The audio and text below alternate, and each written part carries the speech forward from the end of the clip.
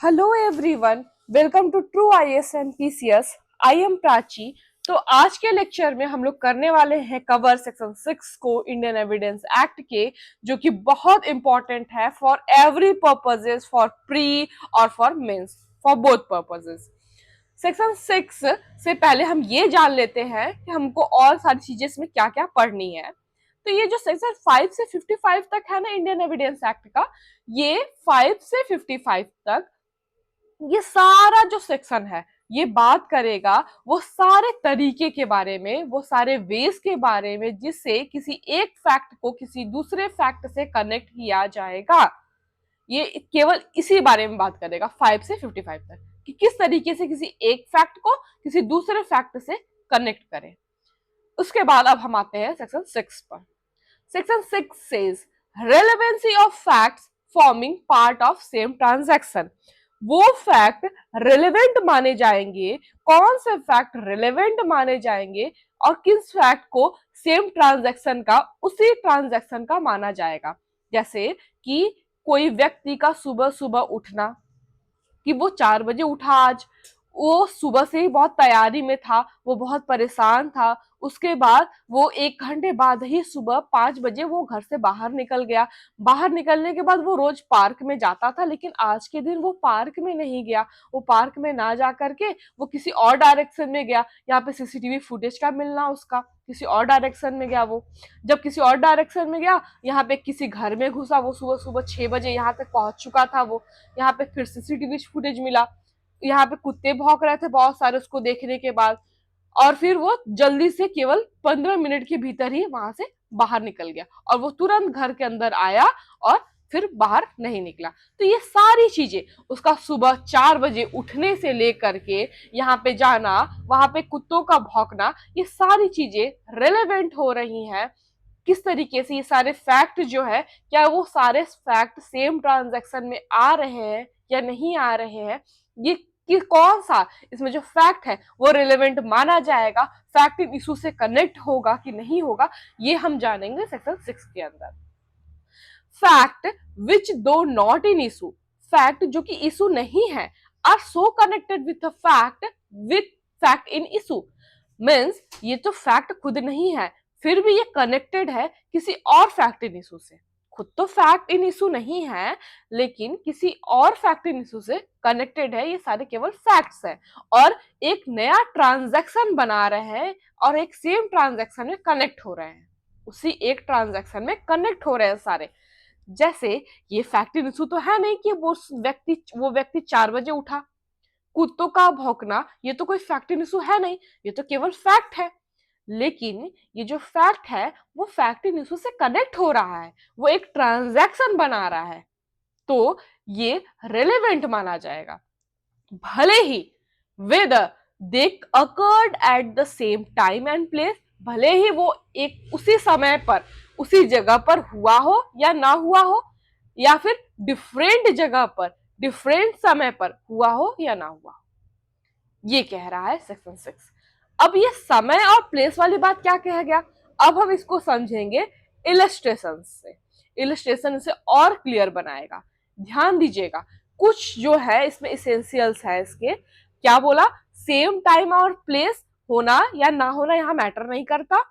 दूसरा ये बोला, ये जो फैक्ट है ये फैक्ट इन इशू नहीं है, नॉट इन इशू, लेकिन कनेक्टेड है किससे, फैक्ट इन इशू से।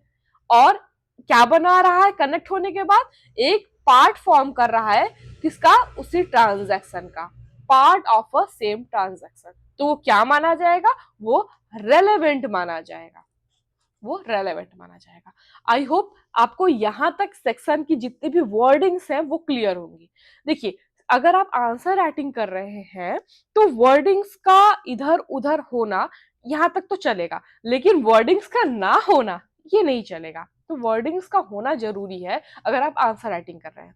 तो ये जो फैक्ट है वो इशू में नहीं होना, कनेक्ट होना किससे, मेन फैक्ट इन इशू से, और एक क्या फॉर्म करना, एक पार्ट फॉर्म करना किसका, उसी एक ट्रांजैक्शन का। तो वो सारी चीजें रेलेवेंट मानी जाएंगी, भले ही वो उस समय पर उस जगह पे की गई हो या ना की गई हो। तो ये सारे वर्ड्स यहाँ पे आपको ध्यान देना है। अब हम आते हैं इसके इलस्ट्रेशंस पे कि इसके इलस्ट्रेशन क्या कह रहा है। Says A is accused, A क्या है, अक्यूज्ड है of murder of B by beating him. A accused है किसको मारने, किसका मर्डर करने का, बी का। ये जैसे मान लेते हैं ये है भाई ए और ये है भाई बी। अब ये अक्यूज्ड है, क्यों, क्योंकि ए ने मारा है बी को। वॉट एवर वॉज सेड और डन बाई ए और बी। अब इस ट्रांजैक्शन में देखिए क्या क्या आ रहा है। ए ने बी को मारा, A is a murderer of B, तो ये क्या हो गया, ये हो गया यहाँ पे fact in issue, main fact in issue हो गया। लेकिन अब ए के द्वारा क्या कहा गया है, क्या किया गया है, बी के द्वारा क्या कहा गया है, क्या किया गया है, यहां तक कि अगर जब ए बी को मार रहा था तो यहाँ पे जो लोग खड़े थे, जो भी लोग खड़े थे, जो भी इस जगह पे खड़े होकर सुन रहे थे, देख रहे थे, उनके द्वारा भी जो कहा गया और किया गया चीजें हैं। जैसे ए बी को मार रहा है उस समय ये जो बगल में व्यक्ति खड़ा है सी, वो ये कह रहा है अरे भाई उसे मत मारो, अरे भाई वो मर जाएगा। यहां तक कि ये अगर बी ए को बी ने मार डाला तो अब ये कहता है सी या डी, ये जो भी दूसरा व्यक्ति है वो ये कहता है अरे वो तो मर गया। तो पहले, उस दौरान और बाद में किया गया सारी की सारी चीजें कनेक्टेड मानी जाएंगी, उसी ट्रांजैक्शन की मानी जाएंगी और वो रिलेवेंट मानी जाएगी, क्योंकि ये वो फैक्ट है जो कि फैक्ट इन इशू से कनेक्टेड माने जाएंगे। यहां तक आपको चीजें समझ में आ गई होंगी। ए के द्वारा किया गया कार्य, बी के द्वारा किया गया कार्य और अगल बगल लोग जो खड़े थे उनके द्वारा भी कहा गया या किया गया कार्य, वो सारी चीजें रेलेवेंट मानी जाएंगी, क्योंकि ये भी एक फैक्ट है और ये फैक्ट इस तरीके का फैक्ट है जो कि फैक्ट इन इशू से कनेक्टेड है। यहां तक आपको बात क्लियर हो गया होगा। B says A is accused of waging war against the government of India. अब गवर्नमेंट ऑफ इंडिया के अगेंस्ट में ए जो है वो एक्यूज्ड है कि उसने कोई वॉर वेज किया। अब उसके वॉर वेज करने से जो भी प्रॉपर्टी थी वो डिस्ट्रॉय हुई, टूटी फूटी, और उसका उसने अपना जो भी काम किया वेजिंग वॉर करने का। The occurrence of these fact is relevant as forming part of a general transaction, though A may not have been present at all of them. हो सकता है उस दौरान ये जो भी सारे कार्य किए गए हैं वहां पे ए प्रेजेंट ना हो, वहां पे ए की अवेलेबिलिटी ना हो, फिर भी उसे माना जाएगा कि वो उसी ट्रांजैक्शन का पार्ट है, उसके द्वारा किया गया भी कार्य रेलेवेंट माना जाएगा। अब ये क्या बात कह दिया भाई, अब ये बात कह रहा है जैसे कि मान लेते हैं ए भाई बैठे हैं पाकिस्तान में और घटना घटित हो रही है यहाँ पे बी के द्वारा, कहाँ पे, इंडिया में। अब इंडिया में घटना घटित हो रही है, ए बैठा है पाकिस्तान में, लेकिन ए ने फोन कॉल किया बी को, ए ने पूरा गाइड दिया, मैप दिया बी को, ए ने बताया कि तुम्हें कब कब कौन कौन से कार्य करने हैं, ए ने बी को ही यहाँ पे भेजा था, ए ने ही और बाकी लोगों को बी का हेल्प करने के लिए, वेजिंग वॉर करने के लिए यहाँ पर और भी लोगों को भेजा था, सी और डी को। तो ये सारी चीजें ए उस जगह पर नहीं है अवेलेबल जहां पे घटना घटित हो रहा है, फिर भी उसके किए गए कार्य को यहाँ पर रेलेवेंट माना जा रहा है। अभी हम लोगों ने क्या देखा था सेक्शन में, जब हम लोग ऊपर पढ़ के आ रहे हैं, हो सकता है वो व्यक्ति उस जगह पर उस समय पर अवेलेबल ना हो, फिर भी उसे रेलेवेंट माना जा सकता है। यही तो हम लोग अभी पढ़ के आए थे, same time and same place और at a different time and different place. तो ये हो सकता है कि समय और जगह सेम ना हो, कहीं और हो, लेकिन फिर भी उसे रेलेवेंट माना जा सकता है, उसी ट्रांजैक्शन का माना जा सकता है। क्योंकि क्यों माना जा रहा है, क्योंकि ये सारी चीजें फैक्ट इन इशू से कनेक्टेड है। ये सारे फैक्ट्स जो है वो सारे फैक्ट इन इशू से कनेक्टेड है, इसलिए वो रेलेवेंट हो जा रहे हैं। सी क्या कह रहा है, सी कह रहा है ए सूज बी फॉर अ लेबल। अब लेबल के लिए ए सू कर रहा है बी को। लेबल क्या होता है, अ टाइप ऑफ डिफेमेशन होता है जो कि राइटिंग में होता है, ठीक है। डिफेमेशन का एक टाइप होता है। स्लैंडर और लिबल, दो टाइप होते हैं। जो लिबल होता है वो रिटन फॉर्म में होता है, और जो स्लैंडर होता है वो ओरल होता है, सामने से होता है। तो अब ए बी को लिबल के लिए मान रहा है कि ये लिबल का अक्यूज्ड है, इसने मेरा डिफेमेशन किया है। कैसे डिफेमेशन किया है? एक लेटर लिख करके, एक लेटर के द्वारा डिफेमेशन किया है। अब यहाँ पे जो भी डिफेमेशन हुआ, किसका? ए का। किसके द्वारा? बी के द्वारा। जो भी डिफेमेशन हुआ ए का बी के द्वारा, and forming a part of correspondence in which it is contain are relevant fact though they do not contain the libel itself. अब यहां तक कि ये भी माना जाएगा कि बी ने ए का लिबल किया। क्यों? क्या दिक्कत था बी को ए से कि बी ने ए को डिफेम किया? ए ने ऐसा क्या किया था? बी ने जो लिबल किया वो किया भी है या नहीं? ये सारी चीजें रेलेवेंट मानी जाएंगी। यहाँ पे ये बता रहा है जो फैक्ट इन इशू है मेन, उसके पहले का समय, उसके पहले का समय भी रेलेवेंट होता है फैक्ट इन इशू से, और अभी उसके बाद का समय भी रेलेवेंट होता है फैक्ट इन इशू से। फैक्ट इन इशू घटित हुआ, कोई घटना घटित हुई, उसके पहले किया गया सारे फैक्ट्स, सारे फैक्ट्स नहीं, वो फैक्ट जो इससे रिलेटेड है वो रेलेवेंट माने जाएंगे उस घटना घटित होने के पहले। अब जैसे बी को डिफेम करना है ए को, तो बी गया लेटर खरीदने के लिए शॉपकीपर के पास, उसने ये लेटर खरीदा, फिर वो गया पोस्ट ऑफिस, उसे पोस्ट किया। ये सारी चीजें यहाँ पे रेलेवेंट मानी जा रही हैं। क्यों? क्योंकि ये फैक्ट इन इशू से कनेक्टेड है, इस तरीके के सारे फैक्ट्स। यहाँ पे बात समझ में आ गया होगा आपको। डिफेमेशन का बात भी क्लियर हो गया होगा, वेजिंग वॉर का भी बात क्लियर हो गया। क्यों वेजिंग वॉर में अगर व्यक्ति वहां अवेलेबल नहीं है फिर भी उसे माना जा रहा है कि वो रेलेवेंट है, वो उसी ट्रांजैक्शन का पार्ट है, भले वो वहां पे नहीं है। Next is the question is whether certain goods order from B were delivered to A. अब कोई गुड जो है, कोई सामान जो है वो भेजा गया किसी के द्वारा किसी को। इसके ये भाई हैं, एक व्यक्ति और एक है ये व्यक्ति। अब ये सामान पहुंचाने आए, इनका सामान था, ये इस समय पे पहुंचाने आए, ये पहले इनके घर गए, फिर उसके बाद बी के घर गए देने के लिए।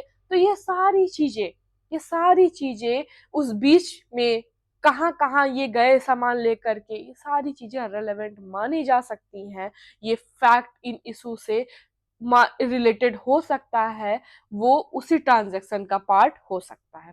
यहाँ तक आपको बात समझ में आ गया होगा, यहाँ तक आपको कोई प्रॉब्लम नहीं होगा, हमको नहीं लगता। अगर आपको कोई प्रॉब्लम हो तो आप कमेंट सेक्शन में बेझिझक पूछ सकते हैं इससे रिलेटेड कोई भी क्वेश्चंस, और जो भी नंबर दिया हुआ है आप उससे डायरेक्टली कॉल या मैसेज भी कर सकते हैं, कोई प्रॉब्लम नहीं है।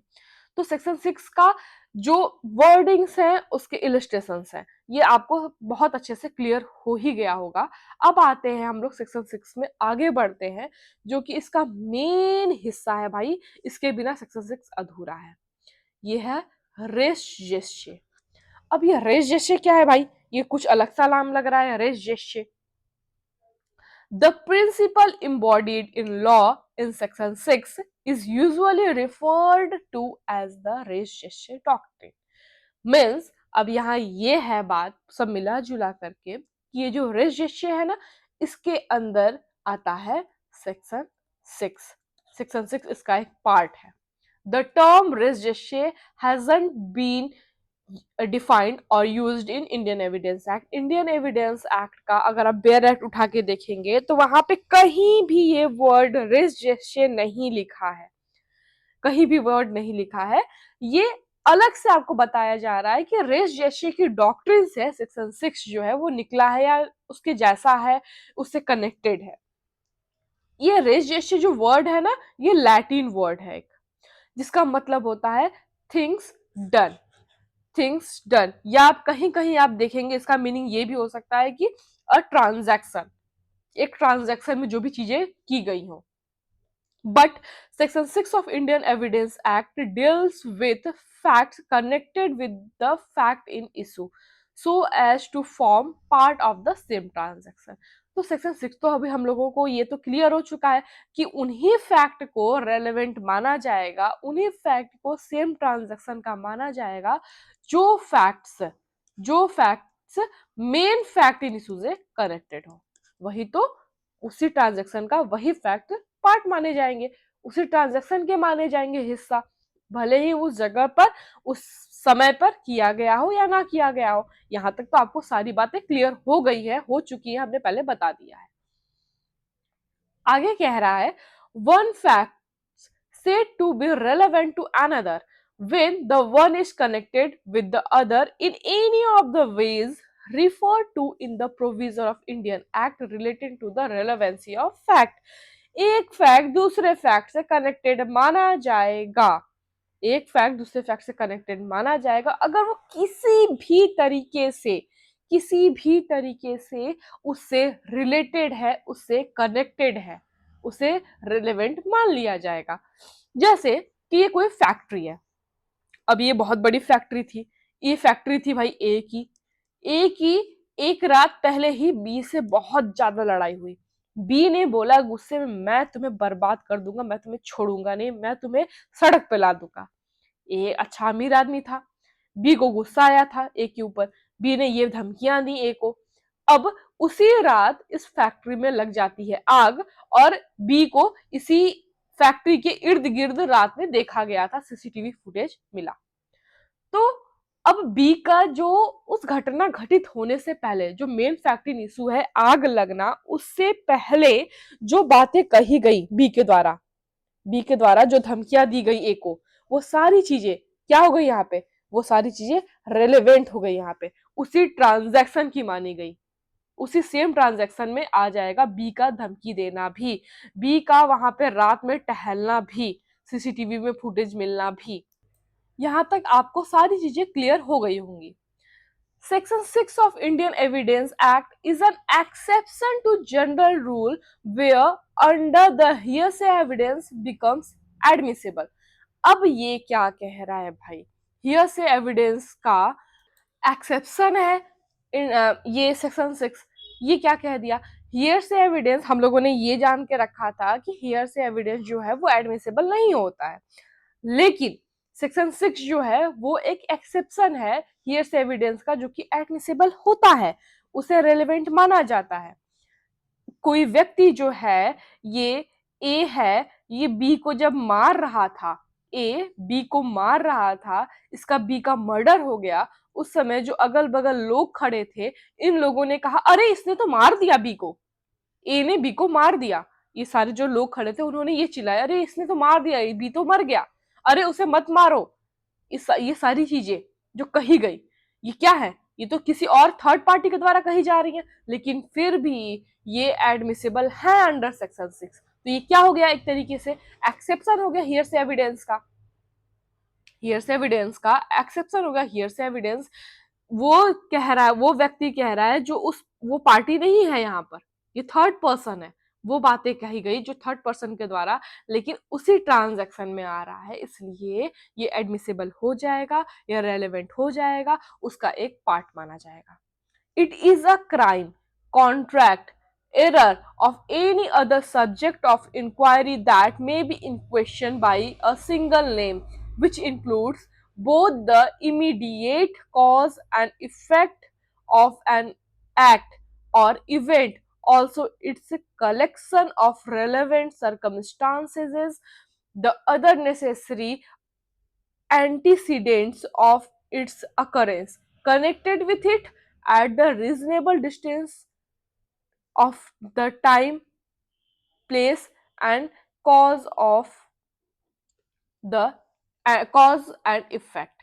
अब ये कह रहा है कि किसी भी क्राइम, कॉन्ट्रैक्ट या फिर किसी भी तरह का एरर कोई घटना घटित हो रहा है, तो उस समय वो घटना घटित क्यों हुआ, ध्यान दीजिएगा, यहाँ कुछ बातें कह रही है जो कि इंपॉर्टेंट है।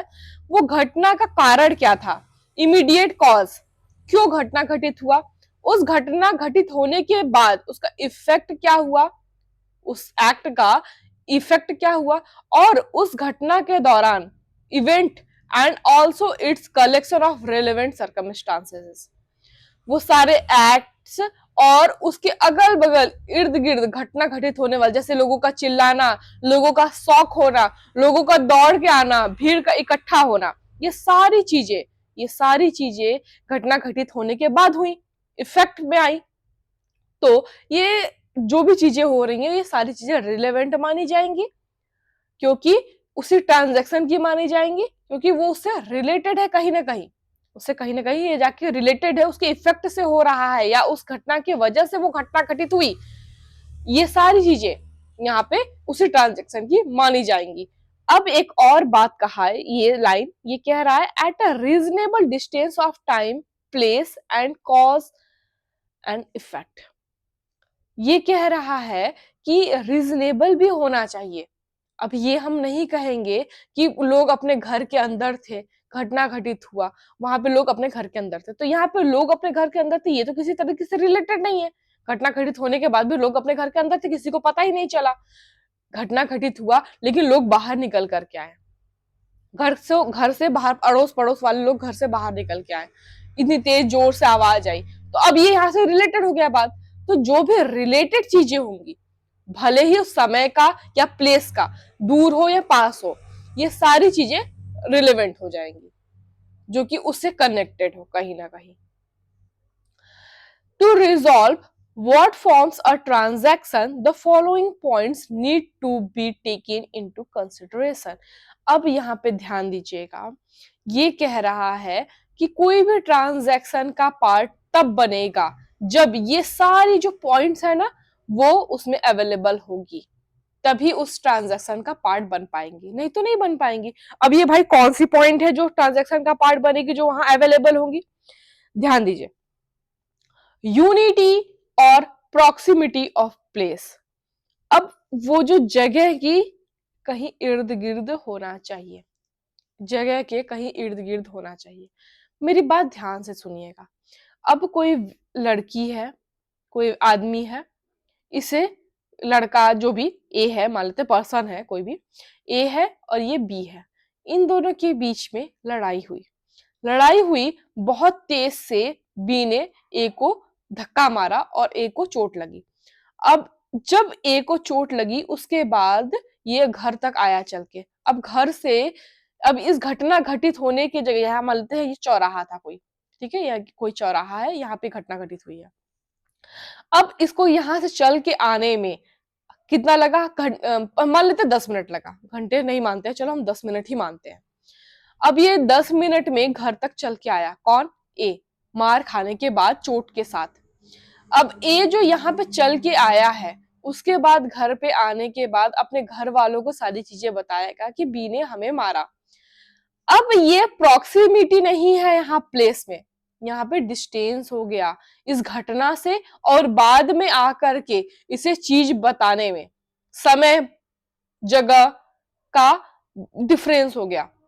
अब ये कनेक्टेड नहीं होगा। यहाँ पे ध्यान से सुनिएगा मेरी बातों को।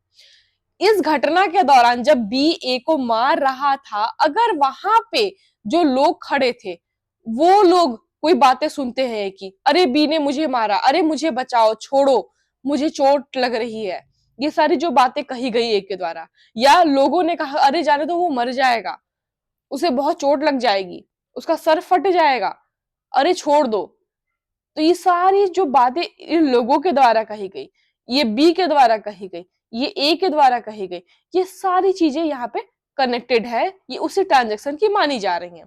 लेकिन जब ए इस इतनी दूरी तय करके घर पर आया, जब ए इतनी दूरी तय करके घर पे आया, तो उस ट्रांजैक्शन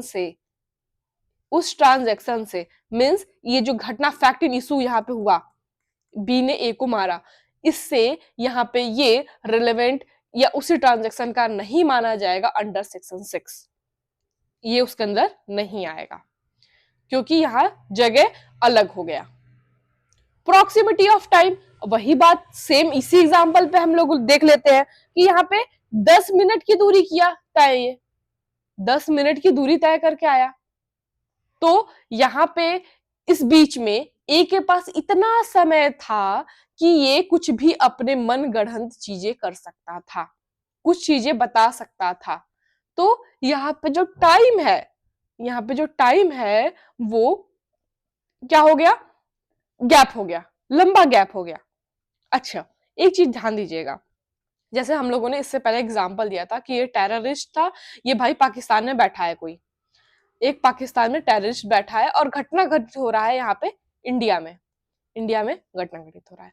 अब इस टेररिस्ट ने फोन कॉल से कनेक्टेड था, तो ये जो फोन कॉल से कनेक्टेड था, तो यहाँ पे ये जो प्लेस इतना दूरी है इंडिया और पाकिस्तान की, इतनी लंबी दूरी है, ये फिर भी कनेक्टेड हो गया यहाँ पर, ये दूरी भी कनेक्टेड हो गई यहाँ पर। लेकिन अगर उस ट्रांजैक्शन का पार्ट तब नहीं माना जा रहा है जब ये दूरी तो है, लेकिन उस समय जब घटना घटित हो रहा था तब ये प्लेस इस घटना से कनेक्टेड नहीं था, इसलिए अब उस ट्रांजैक्शन का पार्ट नहीं माना जाएगा। यहाँ पे बात समझ में आ गया होगा आपको। Next is continuity of action.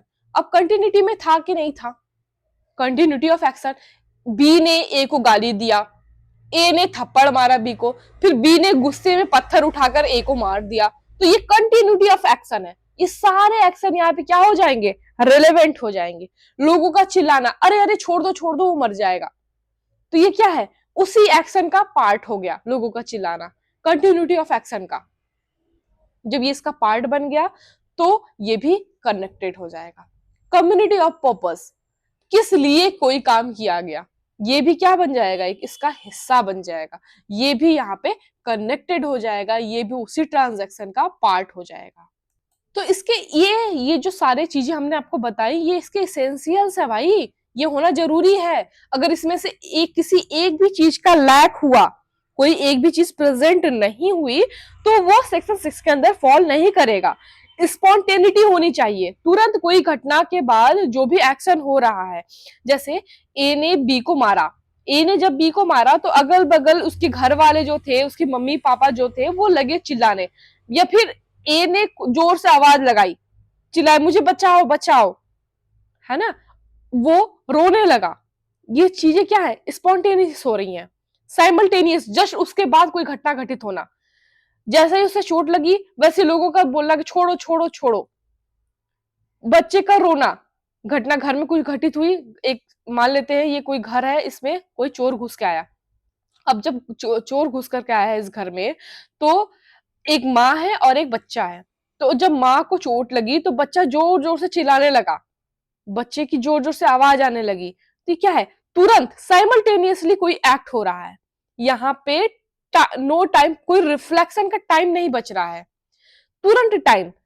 यहाँ पे जो डिस्टेंस तय करना, इतना दूर चल के आना, यहाँ पे ये एक कुछ भी सोच सकता था, लेकिन ये उसका कुछ न सोच पाना, तुरंत उसके एक्ट के बाद उससे सटा हुआ कोई एक्ट हो जाना, उसके रेस्पॉन्स में कोई एक्ट होना, कोई फैब्रिकेशन का जगह नहीं बन पाना, फैब्रिकेट नहीं हो पाना, उसी एक्शन में कंटिन्यूटी बनी रहना, ये सारी चीजें उसी ट्रांजैक्शन का पार्ट मानी जाएंगी।